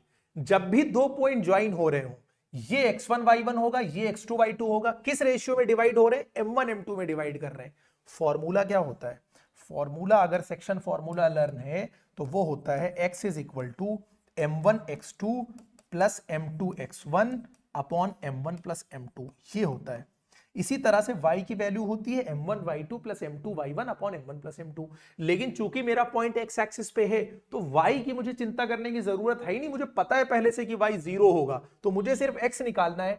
y निकालना सीधे सीधे बेवकूफी है, तो y निकालूंगा नहीं, क्योंकि तो अब मैं देखो m1, देखो रेशियो m1 की वैल्यू कितनी है 1 और x2 की वैल्यू कितनी है 5, 5 वंजा करोगे कितना आ जाएगा 5, प्लस देखो m2 की वैल्यू दे रखी है 2, x1 की वैल्यू कितनी दे रखी है 2, 2 2 सा कितना हो जाएगा 4, m1 प्लस m2 करोगे तो 2 1 हो जाएगा 3, 5 4 9/3, x की वैल्यू आ गई 3, इसमें x की वैल्यू 4 है, इसमें x की वैल्यू 3 है, तो ऑप्शन करेक्ट तुमको दिख गया होगा कि ऑप्शन सी मेरा करेक्ट आंसर हो जाएगा। ये हो गया मेरा क्वेश्चन नंबर 17। क्लियर हो रहा है कि नहीं? अब आ जाओ इसके बाद क्वेश्चन नंबर 18 पर। अ card is drawn from a well shuffled deck of playing cards. पत्ते वत्ते खेले हैं तुम लोगों ने कि नहीं? अगर खेले होंगे तो उसमें पता होगा कि टोटल जो कार्ड्स होते हैं वो होते हैं 52। टोटल कितने होते हैं? 52 कार्ड्स होते हैं। इसमें डायमंड और हार्ट ये दोनों रेड कलर के होते हैं। दोनों कैसे रहते हैं? रेड कलर के। और स्पेड और क्लब, स्पेड और क्लब, मैं पूरा नाम नहीं लिख रहा हूं, बस खाली समझा रहा हूं, ये ब्लैक कलर के होते हैं। ठीक है, यानी टोटल 4 टीम होती है, सबके पास 13-13 पत्ते होते हैं। इनके पास भी 13 हार्ट होंगे, 13 स्पेड होंगे और 13 क्लब होंगे। सबके 13-13 पत्ते हो जाते हैं।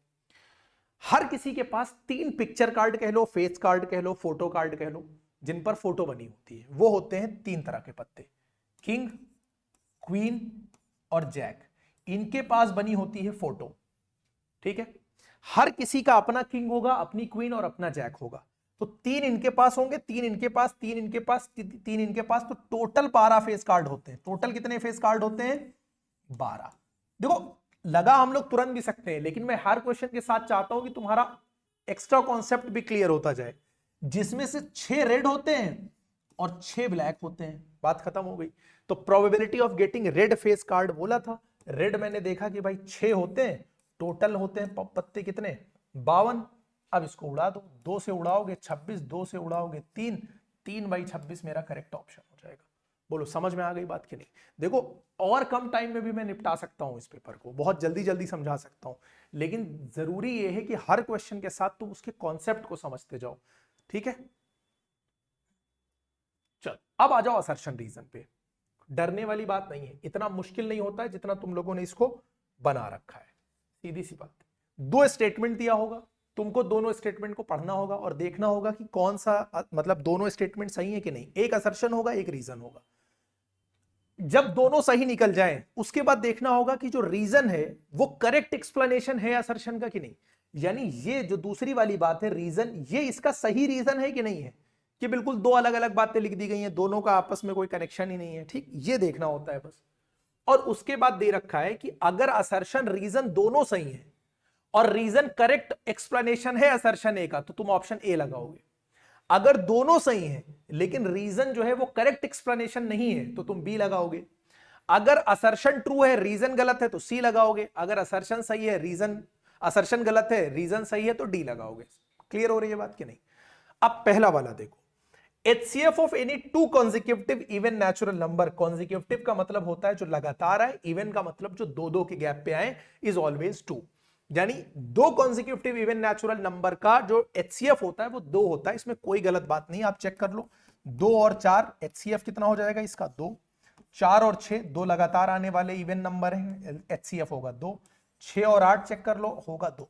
यानी ये बात बिल्कुल सही है, असर्शन बिल्कुल करेक्ट है कि भाई 2 तो होगा। असर्शन सही है मेरा कि 2 कॉन्जिक्यूटिव इवन नेचुरल नंबर का HCF हमेशा 2 होता है।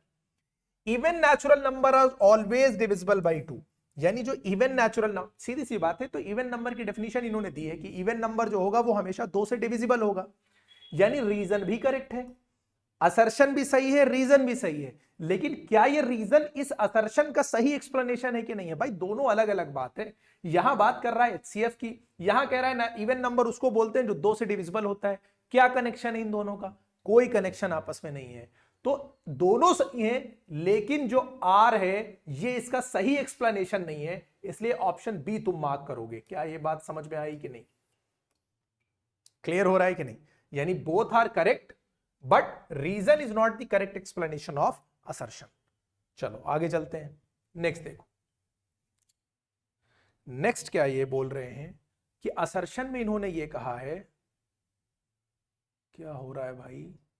हाँ देखो, असर्शन ये कह रहा है कि if the radius of a sector of a circle is reduce to its half, यानी किसी भी सर्कल के सेक्टर, सेक्टर समझते हो ना, इस तरह से होता है सेक्टर। पिज्जा शेप में सर्कल को ऐसे काट दो, इसको सेक्टर बोला जाता है। ये एंगल थीटा होता है। ये तुम्हारा क्या हो गया? सेक्टर हो गया। ये हो गया sector. An angle is doubled then the perimeter of the sector remains the same. ये कह रहे हैं कि किसी भी सेक्टर की रेडियस, यानी सर्कल का एक सेक्टर है उसकी रेडियस को आधा कर दिया जाता है, यानी हाफ कर दिया जाता है, और एंगल को डबल कर दिया जाता है। यानी ये जो एंगल इसको डबल कर दिया जाता है, तो पेरीमीटर जो है वो सेम रहता है। पहले इसका पेरीमीटर समझो। पूरा सर्कल जो होता है ना, ये देखो ऐसे, ये पूरा सर्कल होता है। इसमें से अगर आप इतना हिस्सा काट के निकाल लोगे, इतना हिस्सा आप काटोगे, ये हो गया तुम्हारा सेक्टर। ये तुम्हारा क्या हो गया? सेक्टर। तो ये वाली जो लेंथ है ना, जिसको मैंने येलो से, ये आर्क जो है ना, ये वाली पूरी आर्क होती है 2 पाई आर। पूरी आर्क कितनी होती है? 2 पाई आर। अगर मुझे सिर्फ इतनी आर्क निकालने को बोले तो मैं इसको θ/360 से कर दूंगा मल्टीप्लाई। कितने से? θ/360 से, तो ये आ जाएगी। अब अगर मैं 2 से इसको काटूं तो 180 हो जाएगा, यानी θ/180 इंटू पाई आर। ये लेंथ किसकी होगी? सिर्फ इस वाले पोर्शन की। तो इस वाले पोर्शन की हो गई तुम्हारी कितनी? θ/180 इंटू पाई आर। क्या ये बात समझ में आ गई कि नहीं? लेकिन बात किया था पेरीमीटर की, तो सिर्फ इसको नहीं देखोगे, पेरीमीटर बोलते हैं पूरी बाउंड्री को, तो ये भी तो रेडियस है और ये भी तो रेडियस है, तो ये दोनों लेंथ भी तो ऐड होंगी, तो r प्लस आर और ये भी ऐड होगा, तो ये हो गया theta by 180 pi r, r और आर और जोड़ा तो हो गया 2r। ये एक्चुअल में है, ये इसका एक्चुअल में पेरीमीटर है। अब हम देखते हैं कि जो इन्होंने चेंज कहा है वो लाने पर ये चेंज होगा आंसर कि नहीं। तो इन्होंने क्या चेंजेस किए, इन्होंने कहा कि रेडियस को हाफ कर दो आप, तो आप एक काम करो थीटा बाई 180 और पाई, और रेडियस को मैंने क्या कर दिया, आधा कर दिया, यानी मैंने r/2 कर दिया, और एंगल को डबल कर दिया, तो पहले थीटा था अब 2 थीटा हो गया, पहले थीटा था डबल होके अब 2 थीटा हो गया, ठीक है, प्लस 2 और रेडियस आधी करी थी तो r/2। अब यहां समझो ये दो और ये दो तो कट गया, तो ये तो घूम फिर के फिर वही बात आ गई ना, क्या आ गया, थीटा बाई 180 पाई आर, यानी इस पोर्शन पे कोई फर्क नहीं पड़ा। लेकिन जरा इधर देखो, 2 और 2 कटते ही यहां कितना आ जाएगा, आर आ जाएगा। ये था थीटा, देखो दोनों को देखो ध्यान से, ये 2r था प्लस में, ये प्लस में सिर्फ r हो गया, चेंज हो गया कि नहीं हो गया।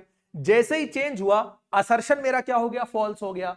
जैसे ही असर्शन फॉल्स हो जाएगा, रीजन चेक करने की जरूरत नहीं होगी, ऑप्शन डी ही तुम्हारा करेक्ट होगा, क्योंकि एक ही ऑप्शन ऐसा होता है असर्शन रीजन में जिसमें असर्शन गलत होता है, वो होता है ऑप्शन डी। तो रीजन चेक करने की जरूरत ही नहीं पड़ती है। बात समझ में आ गया कि नहीं? तो असर्शन जब भी फॉल्स होगा तो रीजन ट्रू हो जाएगा, तो ऑप्शन डी मेरा जो है इसका करेक्ट आंसर होगा। असर्शन गलत है, रीजन ट्रू है। रीजन मैंने चेक क्यों नहीं किया, इसलिए नहीं चेक किया, देखो क्या कह रहे हैं, असर्शन देखो इसमें असर्शन ट्रू, इसमें बोथ आर ट्रू, इसमें बोथ आर ट्रू, एक ही ऑप्शन में तो असर्शन फॉल्स दे रखा है, तो ऑप्शन डी होगा। मैं रीजन चेक करूं या ना करूं, रीजन अपने आप यहां पे ट्रू हो जाएगा। आई होप क्लियर हो गई होगी बात। अगर सिर्फ इस आर्क की बात करता, पूरी पेरीमीटर की बात ना करता, तब कोई चेंज नहीं था, ठीक है, सेम रहता पेरीमीटर, पेरीमीटर नहीं arc, length of arc. 20 question हम लोगों ने निपटा दिए, और 20 क्वेश्चन का मतलब हो गया तुम्हारे 20 नंबर यहां से पक्के हो जाएंगे अगर तुम अच्छे से करोगे, ठीक है। अब चलो आ जाओ, अब जरा सा कुछ बहुत पढ़ लेते हैं, यानी डिस्क्रिप्टिव है तो सॉल्व भी कर लेते हैं। Find the HCF and LCM of 480 and 720 using the prime factorisation method. अब समझो, सबसे पहले प्राइम फैक्टराइजेशन करो। 480 का प्राइम फैक्टराइजेशन करना है, तुम इसको ऐसे ही करोगे ना, प्राइम फैक्टराइजेशन करना आता है, लो मैं कर देता हूं, वरना डायरेक्टली मैं कर देता, कोई बात नहीं, तुम्हारे लिए यही भी सही। ये देखो ऐसे ही तुम लोग करोगे, फिर काटोगे 120 आएगा, फिर 60 आएगा, फिर 30 आएगा, फिर 2 से करोगे 15 आएगा, फिर 5 आएगा, और 720 को देखो करोगे, 2 से करोगे 360 आएगा, 180 आएगा, 90 आएगा, 45 यानी 45, 3 से करोगे 15, 3 से करोगे 5, 5 से करोगे 1, यानी 480 जब मैंने किया तो ये आया, देखो 2 की पावर कितना हो गया, ये 5 इंटू 3 इंटू 5, और 720 को जब मैंने किया तो 2 की पावर देखो कितना है, 4 इंटू 3 स्क्वायर और इंटू 5। बोलो समझ में आ गई बात कि नहीं? अब मुझे करना है सॉल्व एचसीएफ। हमेशा ये याद रखना कि एचसीएफ के लिए कम वाली पावर लेना और एलसीएम के लिए ज्यादा वाली पावर लेना, बस तुम्हारा आंसर आ जाएगा। एचसीएफ के लिए कम वाली पावर 2 की पावर 5, 2 की पावर 4, कम कितना है 2 की पावर 4, 3 की पावर 1, 3 की पावर 2, एचसीएफ के लिए कम वाली यानी सिर्फ 3, 5 की पावर 1, 5 की पावर 1, कोई बात नहीं, सिर्फ 5 आ जाएगा। 2 की पावर 4 यानी 16, 16 इंटू 5, 16 5 80, 80 इंटू 3 240। एलसीएम निकालना है, एलसीएम में ज्यादा वाली पावर लेना है, 2 की पावर 5, इन दोनों में ये ज्यादा है, 3 और 3 स्क्वायर में 3 स्क्वायर ज्यादा है, 5 और 5 में तो 5 ही रहेगा, ये हो जाएगा 32। 2 की पावर 5 हो गया तुम्हारा 32, 32 को 5 से करोगे तो आ जाएगा कितना 160, 160 को 9 से करोगे 1440 आ जाएगा। बोलो क्लियर हो गई बात कि नहीं? ये हो गया तुम्हारा इसके पहले पार्ट का सॉल्यूशन। उसके बाद दूसरे में कह रहा है 85 और 238 जो है ये एक्सप्रेसिबल है इन द फॉर्म, इस फॉर्म में एक्सप्रेसिबल है, वैल्यू बतानी है इनकी। अब इसको कैसे करेंगे, देखो 85 जो होता है ना, ये होता है 5 इंटू 17, 17 5 सीधे सीधे दिख रहा है। 238 को अगर आप करोगे तो कितने से जा रहा है, ये हो गया 7 से जा रहा है, देखो 7 से अगर मैं इसको कट करूंगा तो ये कितना हो जाएगा, 7 3 21, 7 से छोड़ो, पहले 2 से उड़ाओ ना, मैं डायरेक्ट 7 से कहे उड़ा रहा हूं, 2 से उड़ाओ, कितना बचेगा 119। 119 कटता है 7 से, 7 × 17 इस तरह से बनेगा। बाकी तुम इसी तरह से इसका निकाल लेना, यानी प्रॉपर प्राइम फैक्टराइजेशन कर लेना। इसका जब मैं HCF निकालूंगा तो HCF क्या होता है, कम वाली पावर लेते हैं, कम वाली पावर क्या, कॉमन ले लेते हैं सीधे। भाई 5 है ही नहीं इसमें, 2 है ही नहीं, 17 17 है, तो कुल मिला के HCF कितना आ गया 17। बहुत आसान सा क्वेश्चन है। इसको एक्सप्रेस करना है इस फॉर्म में, यानी 85m माइनस 238 की वैल्यू कितनी दे रखी है 17। 85m और माइनस 238 इधर जाएगा तो प्लस हो जाएगा, दोनों को ऐड करोगे आ जाएगा 255। 85m इज इक्वल टू इतना हो गया, 80m इज इक्वल टू देखो कितना हो जाएगा, ओ भाई 255 को आप कितने से डिवाइड करोगे 85 से, 3 बार में कट जाएगा, ये आंसर हो जाएगा। समझ में आ गई बात कि नहीं? ठीक है, इसको नोट करो तो मैं इसको रब कर दूं। क्वेश्चन नंबर 21 इसका स्क्रीनशॉट ले लो, हो गया। अब इसको मैं हटा देता हूं, तेज काम करो। हाँ, इसके बाद आ जाते हैं इसके नेक्स्ट पार्ट। ये 2 नंबर का क्वेश्चन था, दोनों में से एक करना था, तुमको दोनों नहीं करने, मैंने दोनों एक्सप्लेन किए। इसका मतलब ये नहीं कि तुम दोनों करके चले आना, तुमको दोनों में से एक करना है, जो तुमको आसान लगे वो कर देना। नेक्स्ट देखो, 2 dice are rolled together bearing numbers 4, 6, 7, 9, 11, 12. Find the probability that the product of numbers obtained is an odd number. समझो 2 डाइस हैं, जैसे लूडो का पासा तुम्हारे पास होता है, उसमें नंबर होते हैं 1, 2, 3, 4, 5, 6। वैसे जो इनकी डाइस है उस पर नंबर लिखा है 1, 4, 6, 7, 9, 11, 12, टोटल 6 नंबर है। और 2 डाइस हैं इस तरह की, तो जब आप 2 डाइस को फेंकोगे ना तो टोटल आउटकम बनेंगे। देखो एक में कितने 6, तो 2 फेंकने पर 36 पावर में चलता है, ये समझ लो। जैसे 1 डाइस फेंका 6 आउटकम, 2 डाइस फेंका तो टोटल आउटकम यानी टोटल रिजल्ट 6 स्क्वायर हो जाएंगे, 3 डाइस फेंका तो 6 क्यूब हो जाएंगे, इस तरह से चलता है। टोटल होंगे 36 आउटकम, ठीक है। हाँ, तो नंबर कितने कितने हैं, टोटल नंबर ऑफ आउटकम्स 6 एक में डाइस में है, 6 एक डाइस में कितने हो गए 36। मुझे इनका प्रोडक्ट क्या चाहिए, अब समझना। पहली डाइस पे है 4, 6, 7, 9, 11, 12, अच्छा क्वेश्चन है ये। और दूसरी डाइस पे नंबर कितना है 4, 6, 7, 9, 11, 12, टोटल 36 आउटकम बनेंगे इस तरह से कि एक में 4 आया दूसरे में 4 आया, हो सकता है एक में 4 आए दूसरे में 6 आ जाए, हो सकता है एक में 6 आए दूसरे में 7 आ जाए, इस तरह बनेंगे।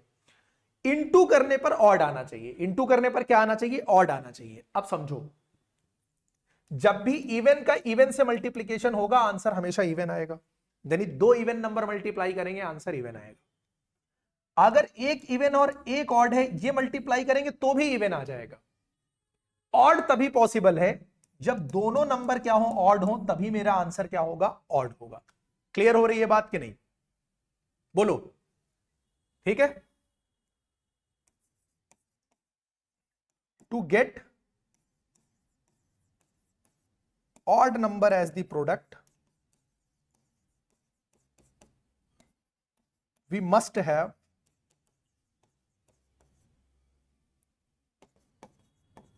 odd number on both the dices, both the dice।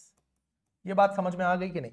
यानी ऑड नंबर अगर मुझे चाहिए प्रोडक्ट की तरह तो दोनों पे ऑड नंबर होना चाहिए, यानी 4 मेरे काम का नहीं है, 6 मेरे काम का नहीं है, 12 मेरे काम का नहीं है। इधर भी मुझे 4 आया, 6 आया, 12 आया तो गड़बड़ कर देगा। अब बचे कितने नंबर, 7, 9 और 11। यहां पर कितने बचे 7, 9 और 11, 3 यहां बचे, 3 यहां बचे, 3 3 जा कितना हो जाएगा 9 हो जाएगा। तो कौन कौन से पेयर बनेंगे, देखो नंबर, देखो फेवरेबल आउटकम्स, इसी को लिख देता हूं ऐसे, फेवरेबल आउटकम्स। देखो कौन कौन बनेगा, 7 7 7 9 ऑड ऑड के पेयर 7 11। इसी तरह से 9 बनाएगा 7 के साथ, 9 बनाएगा 9 बनाएगा 7 के साथ, 9 बनाएगा अपने साथ, और 9 बनाएगा 11 के साथ। इसी तरह से कौन बनाएगा तुम्हारा 11, 11 बनाएगा 7 के साथ, 11 बनाएगा 9 के साथ, 11 बनाएगा 11 के साथ। ये टोटल 9 आउटकम होंगे, ठीक है। तो रिक्वायर्ड प्रोबेबिलिटी जो तुम्हारी होगी, रिक्वायर्ड प्रोबेबिलिटी जो तुम्हारी होगी वो होगी, देखो फेवर में 9, टोटल 36, 1/4, ये हो जाएगा तुम्हारा आंसर। बोलो समझ में आ गया कि नहीं? बहुत ही बढ़िया क्वेश्चन था ये जान लो, नोट कर लो इसको, स्क्रीनशॉट ले लिया हो तो मैं इसको रब करूं। ले लिया? हटाता हूं, ठीक है। चलो अब प्रोबेबिलिटी का दूसरा भी क्वेश्चन देख लो, जब है तो भाई देख ही लेते हैं। दूसरा क्वेश्चन क्या कह रहा है इसका, how many positive 3 digit integers have the 100 digit. अच्छा पहले देखो टोटल 3 डिजिट इंटीजर कितने होते हैं, टोटल 3 डिजिट इंटीजर्स।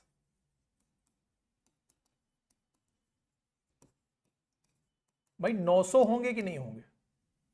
99 के बाद यानी 100 पहला 3 डिजिट का नंबर होगा, 100, 101, 102 टिल 999, तो टोटल 900 नंबर होंगे 3 डिजिट के, ठीक।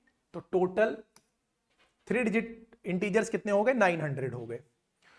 अब तुमको क्या कह रहा है, how many positive 3 digit integers have the hundreds digit 8 and unit digit 5। कितने ऐसे इंटीजर्स होंगे जिनका 100 डिजिट 8 होगा और यूनिट डिजिट 5 होगा, यानी स्टार्टिंग में 8 होगा, एंड में 5 होगा। तो भाई 3 डिजिट के नंबर में क्या क्या हो जाएगा, रिक्वायर्ड नंबर्स आर, सबसे पहला देखो क्या होगा, इन्होंने बोला है 100 प्लेस पे 8 होना चाहिए, यानी नंबर होगा 800 से, तो 805, फिर 815, 825, ठीक है, कहां तक जाएंगे, 895 तक जाएंगे, ठीक है। गिन लो तो 10 आएगा, कितना आएगा, hence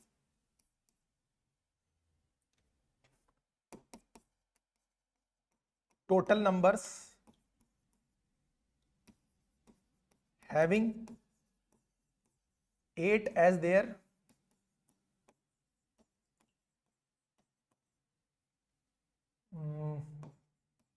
hundreds digit and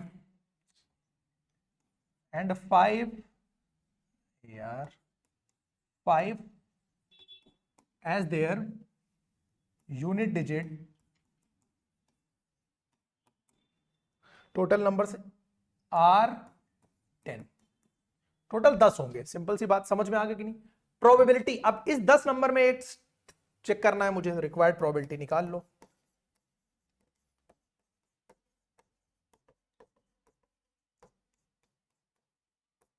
total कितने हैं, 900 नंबर, उसमें से ऐसे कितने नंबर हैं जिनके 100 प्लेस पे कितना है 8 और यूनिट पे कितना है 5, 10 है।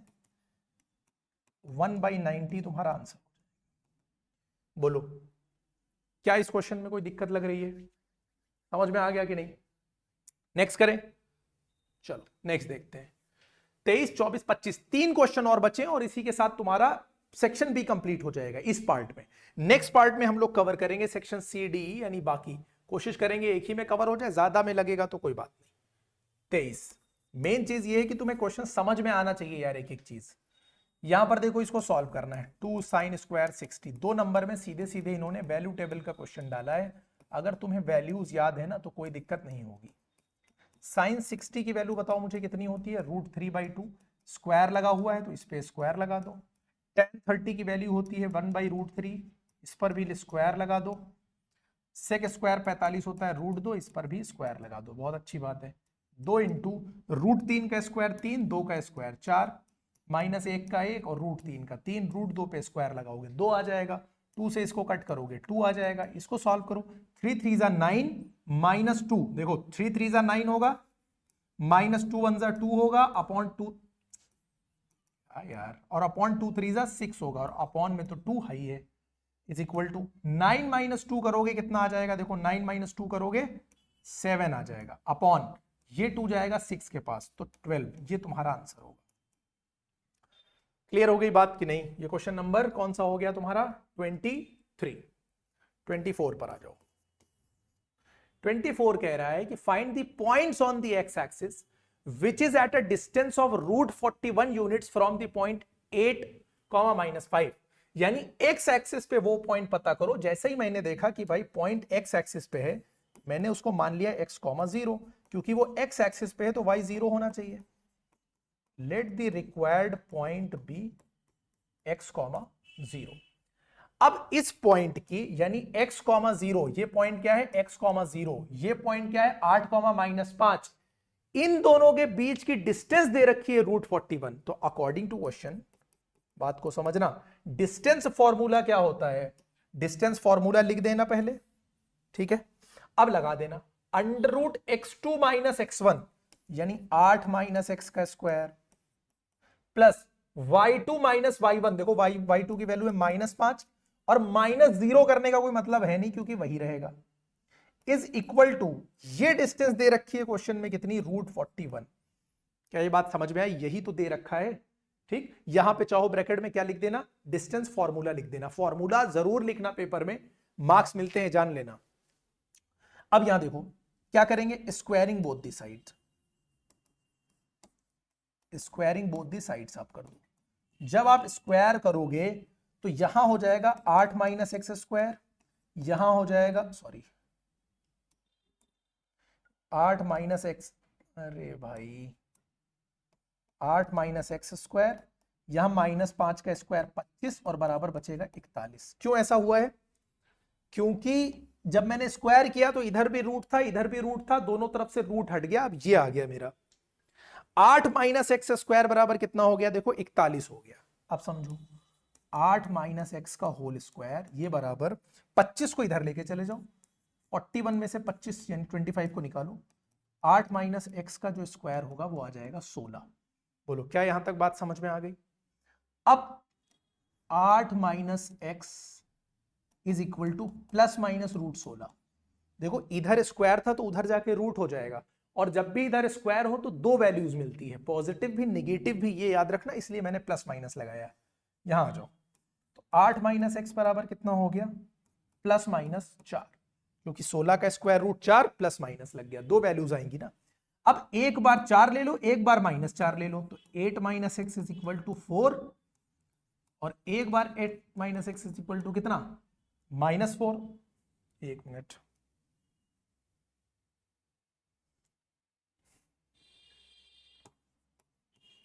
तो अब देखो -x इधर जाएगा, 4 इधर आएगा, -x इधर गया x, 8 में से 4 गया, कितना आ गया 4, -x इधर गया, -4 इधर आया, तो 8 + 4 हो गया 12, तो x बराबर कितना हो गया 12। ये x की वैल्यूज आ गई, यहां पर मत छोड़ देना, मुझे पॉइंट बताना था, तो मैं पॉइंट क्या बताऊंगा, हेंस द रिक्वायर्ड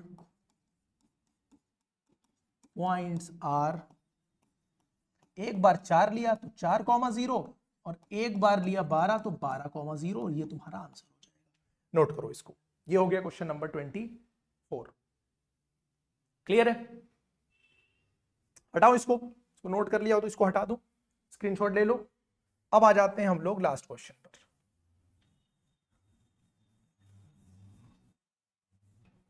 क्या बोल रहा है, देखो इसका लास्ट क्वेश्चन, इसका लास्ट क्वेश्चन, ये क्या हो गया भाई,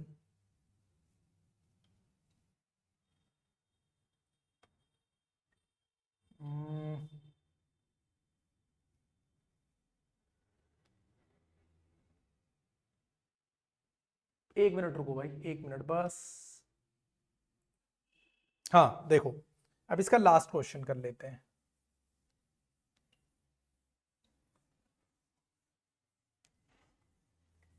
ठीक है, और ये हम लोग कवर कर रहे हैं, लगभग होने वाला है 1 घंटा 9 मिनट के आसपास होने वाला है। आधा पेपर कर चुके हैं, मेजर पोर्शन बचा है। वैसे भी तुम्हारे पास इस सबको करने के लिए 3 घंटा टाइम रहेगा। हम लोग फिलहाल 25 क्वेश्चन करने वाले हैं, क्वेश्चन नंबर 25। इसमें हम लोगों ने आराम से किया, एक्सप्लेन करते हुए हर चीज मैंने कराई है, तो बहुत ज्यादा मतलब 20 और ये 10, 30 नंबर का पोर्शन लगभग कवर हुआ है। देखो, show that the points A B C are the vertices of an isosceles triangle. तो आप एक ऐसे बनाओ, -5,6 ले लो, बी ले लो कितना है 3,0 ले लो, और सी ले लो तुम 9,8। ये 3 पॉइंट हो गया तुम्हारे लिए। आइसोसेलेस होने के लिए इसकी किसी दो साइड को बराबर होना पड़ेगा। तो मुझे क्या निकालना है, सबसे पहले ए बी, बी सी और ए सी तीनों साइड निकालनी है। आप ए बी निकाल लो, यानी इन दोनों के बीच की डिस्टेंस, तो देखो कितनी हो जाएगी, 3 -5, तो 3 और -5 कितना हो जाएगा, +5, और इसका स्क्वायर प्लस 0 - 6, 0 माइनस सिक्स हो जाएगा, इसका स्क्वायर। इसको तुम्हें करना है सॉल्व। ठीक, अगर डिस्टेंस फॉर्मूला नहीं याद है किसी को तो मैं यहाँ पे लिख देता हूँ, भी पीछे भी काम पड़ा था कि हम इस तरह से कर सकते हैं, under root x2 minus x1 square plus y2 minus y1, यानी x वाली वैल्यूज का सब्ट्रैक्शन करके स्क्वायर करो, y वाली वैल्यूज का सब्ट्रैक्शन करके स्क्वायर करो, प्लस करो, जो आंसर है उस पर रूट लगाओ। इस तरह करते हैं। अब इसको सॉल्व करो जरा। 3 प्लस 5 कितना हो जाएगा? देखो 3 प्लस 5 हो जाएगा 8 का स्क्वायर प्लस 6 का स्क्वायर। 8 का स्क्वायर तुमको पता ही होगा 64 होता है कि नहीं? 8 का स्क्वायर 64, 6 का कितना होता है 36, ये हुआ रूट कितना 100, रूट 100 मतलब कितना 10, ये आ गई 10 यूनिट। ए बी आ गया मेरा। उसके बाद हम लोग क्या निकाल लेते हैं? B C. देखो ये बी है, ये सी है। 9 में से 3 निकालो, 9 माइनस 3 का स्क्वायर प्लस 8 माइनस 0 यानी 8 का स्क्वायर, 9 माइनस 3 यानी 6 का स्क्वायर और 8 का स्क्वायर। देखो वही चीज आ गई, 6 का 36, 8 का होता है 64, अंडर रूट 100, 100 का स्क्वायर रूट 10। उसके बाद निकाल लो AC या CA, जो भी कह लो। AC में निकालूंगा 9 माइनस माइनस 5, तो माइनस माइनस हो जाएगा प्लस,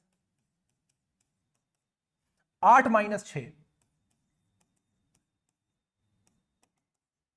9 5 हो जाएगा 14 का स्क्वायर, 8 में से 6 जाएगा 2 का स्क्वायर। 14 का स्क्वायर अगर याद हो 196, 2 का करो तो आता है 4, हो गया रूट 200। एक बात तो क्लियर है कि भाई ये बराबर नहीं है, 200 होता है 2 इंटू 100, 100 का स्क्वायर रूट 10 बाहर आ जाएगा, 10 रूट 2 यूनिट। पता चला कि दो साइड है इक्वल, दो साइड इक्वल होते ही because A B is equal to B C, hence A B C is an isosceles triangle. जो इतना लिख दिया है तो भाई ट्राइंगल भी लिख ही देता हूं। ये हो गया, बोलो समझ में आ गया कि नहीं? ये हो गया क्वेश्चन, 25 क्वेश्चन हो गए। तो इसी के साथ हम लोगों का एक पहला पार्ट कवर हो गया, जिसमें हम लोगों ने 25 क्वेश्चन सैंपल पेपर के कवर कर लिए हैं। बहुत अच्छे से समझाने की कोशिश करिए, बहुत अच्छे से एक्सप्लेन किया है। अगर बैठकर आराम से करोगे तो तुमको लगेगा कि इतना इजी, मतलब इजी क्या तुम लोगों के लिए, तुम लोग तो हर पेपर डिफिकल्ट ही बताते हो, बिल्कुल आसान पेपर आ जाए उसको भी डिफिकल्ट बना लेते हो। इजी है, ठीक है। अगर किसी को डिफिकल्ट लग भी रहा होगा तो अब इस लेक्चर को देखने के बाद तुम्हें लगेगा कि हाँ पेपर इतना मुश्किल नहीं था जितना तुम लोगों ने इसको बना रखा है।